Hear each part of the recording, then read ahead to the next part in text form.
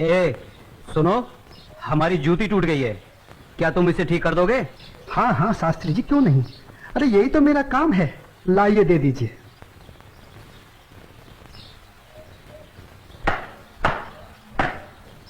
लीजिए शास्त्री जी, आपकी जूती ठीक हो गई। कितने पैसे हुए?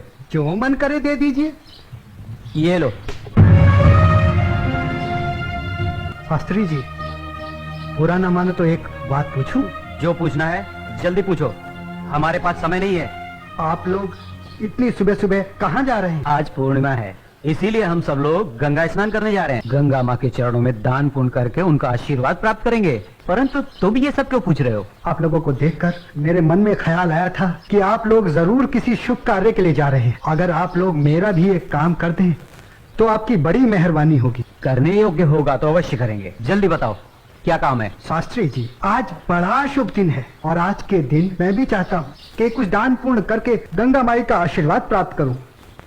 शास्त्री जी, मेरी तरफ से ये दमड़ी गंगा माई को अर्पण कर दें तो आपकी बड़ी मेहरबानी हो। ठीक है, दे देंगे। लाओ। ये क्या बात कर रहे हैं? ज्ञानी होकर अज्ञानी जैसा काम करते हैं। क्यों, क्या हुआ? राम राम, आंखें होते हुए भी अंधों जैसी बात कर रहे हैं। ये छोटी जाति से है।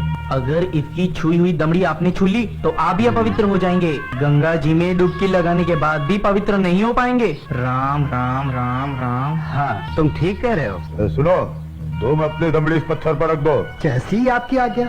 ओम अपवित्राय पवित्राय नमः। हाँ, अब ठीक है, अब आप इसे छू सकते हैं। ठीक है, चलो। शास्त्री जी, एक प्रार्थना और थी। आप क्या है? शास्त्री जी, अगर गंगा माई स्वयं हाथ बढ़ाकर मेरी ये भेंट स्वीकार करें तभी दीजिएगा, अन्यथा मत दीजिएगा। अगर स्वीकार करें तो बोल दीजिएगा ये तेरे भक्त रविदास ने भेजी। ठीक है भाई, हम ऐसा ही कर देंगे। चलो चलो चलो।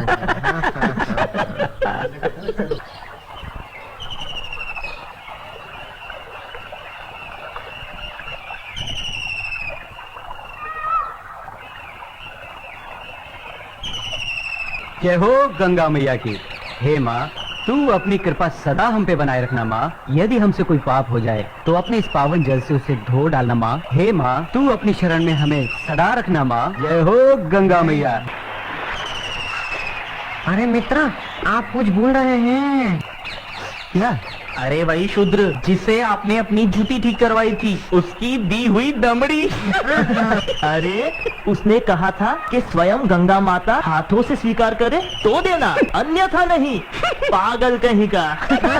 अरे भाई, याद आया याद आया। यही दमड़ी ना? हाँ हाँ हाँ। हे गंगा मैया, ये दमड़ी उस शुद्ध रविदास ने आपको भेंट करने के लिए दी है और ये भी कहा है यदि आप स्वयं अपने हाथों से इसे स्वीकार करें तो ही हम आपको दें। जय हो गंगा मैया। अरे गुरुजी, आप भी क्या उस शूद्र की बातों में आ गए? भला ऐसा भी कहीं हो सकता है कि स्वयं गंगा माँ अपने हाथों से उस शूद्र की भेंट स्वीकार करे? अरे जब हम लोग शूद्र की दी हुई चीज नहीं लेते तो ये गंगा मैया कैसे लेंगी? मैं एक काम करता हूँ, ये दमड़ी मैं अपने पास रख लेता हूँ। मेरा आने और जाने का खर्चा निकल जाएगा। आज दान और पुण्य में बहुत खर्चा हो गया है। ठीक है भाई, इस दमड़ी को तुम ही रख लो। अब चले? चलो भाइयों। ठहरो, इधर लाओ। मेरे भक्त रविदास की दी हुई भेंट मुझे दे दो। मैं अपने भक्त की भेंट स्वीकार करती हूँ। मैं अपने भक्त की भक्ति से बहुत प्रसन्न हूँ। लाओ, वो दमड़ी मुझे दे दो।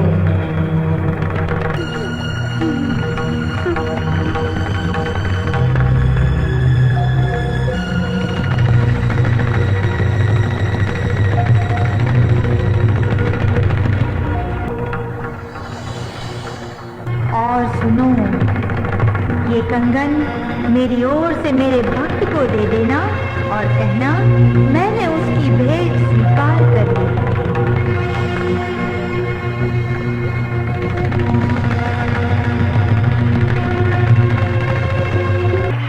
चलो भाई, चलो यहाँ से जल्दी चलो। ये मुझे लगता है ये जरूर उस शूद्र का फैलाया हुआ कोई माया जाल है। चलो। गुरुजी, हमारी आंखों ने जो देखा और हमारी कानों ने जो सुना, क्या वो सच था? वो तो एकदम सच था, किंतु ये बिल्कुल सच नहीं था कि गंगा माँ ने स्वयं अपने हाथों से उस शुद्ध रविदास की भेंट स्वीकार की। और मुझे तो लगता है ये शूद्र रविदास कोई बहुत बड़ा मायावी है। हाँ, मुझे भी यही लगता है। मैं अपनी आंखों और कानों पर अभी तक विश्वास नहीं कर पा रहा हूँ। परंतु एक बात मेरी समझ में नहीं आ रही कि इस तरह के मायावी चमत्कार दिखाकर उस शूद्र रविदास को क्या प्राप्त होगा। प्रसिद्धि, हाँ हाँ प्रसिद्धि। वो यही चाहता है कि हम उसके इस माया जल को चमत्कार समझें। तो आगे की कहानी मेरी पूरी तरह से समझ में आ गई। वो शूद्र यही चाहता है कि उसके इस चमत्कार की चर्चा हम पूरे राज्य में करें, जिससे राज्य के भोले भाले लोग उसे गंगा माँ का सच्चा भक्त समझकर उसकी पूजा करने लगे। आप बिल्कुल सही कह रहे हैं। लेकिन इस कंगन का क्या करें? अरे करना क्या है, दे देते हो शूद्र को। राम राम, कैसी मूर्खों जैसी बातें कर रहे हैं। ऐसा करते हैं, इस कंगन को महाराज के पास लेके चलते हैं। वो जरूर हमें इस कंगन के बदले में उचित इनाम देंगे। हाँ, यही ठीक रहेगा। तो चलो महाराज के पास चलते हैं। लेकिन उस रविदास के बच्चे से क्या कहेंगे हम? अरे हम उसके घर के सामने से ही नहीं जाएंगे। हाँ बिल्कुल ठीक है। और वो इतना अंतर्यामी तो है नहीं। अरे उसे तो पता भी नहीं चलेगा कि गंगा माँ ने उससे देने के लिए कोई कंगन दिया भी है या नहीं। और देखो, ये कंगन गंगा माँ ने स्वयं अपने हाथों से हमें दिया है, इसलिए इस कंगन पर सिर्फ और सिर्फ हमारा अधिकार है। तो चलिए, ये तय हुआ कि कल हम सब महाराज के पास चलते हैं। और कल हम सब लोग डी बाबा वाले पेड़ के नीचे मिलते हैं। जय हो डी बाबा की। नहीं विश्वनाथ।